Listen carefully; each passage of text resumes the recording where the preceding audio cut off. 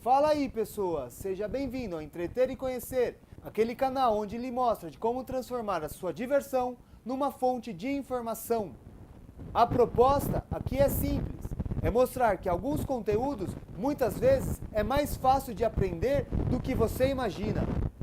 E, como episódio piloto do canal, eu trarei um vídeo que eu expliquei como começou minha paixão por história. No entanto, a proposta desse canal não é se limitar a games. Eu pretendo falar de desenhos, filmes, livros, séries e muito mais. Por exemplo, eu já preparei alguns roteiros para falar sobre Guia dos Mochileiros da Galáxia, StarCraft, Gravity Falls, Ladybug e entre outros. Agora, sem mais delongas, vamos para o vídeo.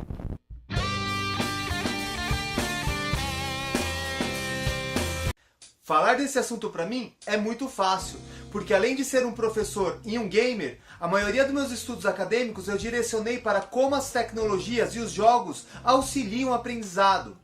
Sem contar que a minha paixão por história começou através de um jogo, o Age of Empires. Eu tenho a tendência a gostar de jogos de estratégia, onde você tem que montar suas construções, suas casas, montar um exército e partir para o jogo. E o Age of Empires é um clássico nesse gênero. No entanto, ele tem um adicional. O modo campanha desse jogo foi inspirado em fatos reais. E antes de você entrar nas missões, era descrito o contexto no qual você jogaria. Por exemplo, você é da civilização suméria e o norte da sua cidade está sendo atacado. Então você tem que fortificar sua defesa nessa região. E quando você concluía, no fim era mostrado como que essa civilização conseguiu sair do problema. E eu lembro que eu gostava de comparar a saída que foi tido na vida real e a que eu pus no jogo. No entanto, ao jogar outros jogos baseados em histórias, mas que não tinha essas informações dentro do jogo, o que eu fazia automaticamente? Pesquisava sobre o contexto que ele foi feito.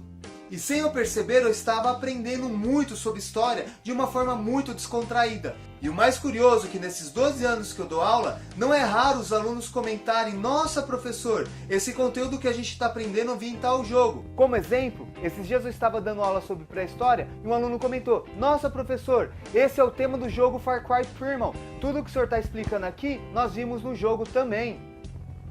Ou também, quando estou falando de Constantinopla, alguns alunos sempre comentam: nossa professor, essas construções, essa cidade, esse mapa nós vimos no jogo Assassin's Creed. Eu poderia citar aqui outras situações, mas para o vídeo não ficar muito longo, eu me contento com essa.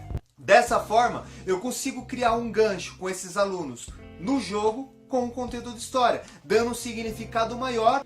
E geralmente, quando esses alunos associam o jogo com a sala de aula, o empenho deles com o conteúdo se torna mais profundo, os ajudando consequentemente. Mas você deve estar se perguntando: mas isso só acontece com algumas pessoas, ou quem gosta de história? Daí eu digo que não.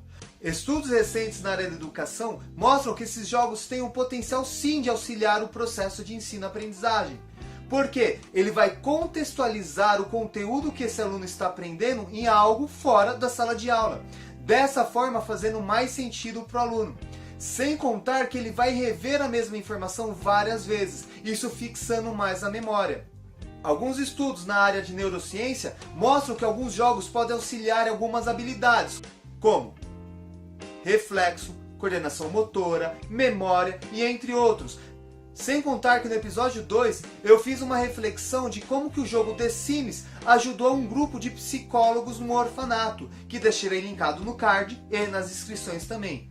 É lógico que eu estou falando de uma forma muito resumida. Para quem quiser se aprofundar nesse tema, deixarei alguns links aqui nas descrições. Vale a pena conferir. No entanto, para usar os jogos na área da educação, eu tenho algumas ponderações para fazer. A primeira é: não ache que o jogo vai substituir o estudo ou a sala de aula. Não, meu caro, isso daí não troca. Não é porque um jogo fala de história ou você envolve matemática que você vai deixar de pegar seu livro, de estudar ou de assistir a aula. Pelo contrário, o jogo, como eu disse, ele auxilia, ele é um estímulo, ele mostra outros horizontes daquele conteúdo. A segunda observação é: como eu disse no episódio anterior, que eu deixarei um card e um link nas descrições, a indústria de entretenimento está cada vez mais eficaz em prender nossa atenção. O que acontece com muitas pessoas? Elas se perdem nos jogos, ficam horas e horas e horas jogando.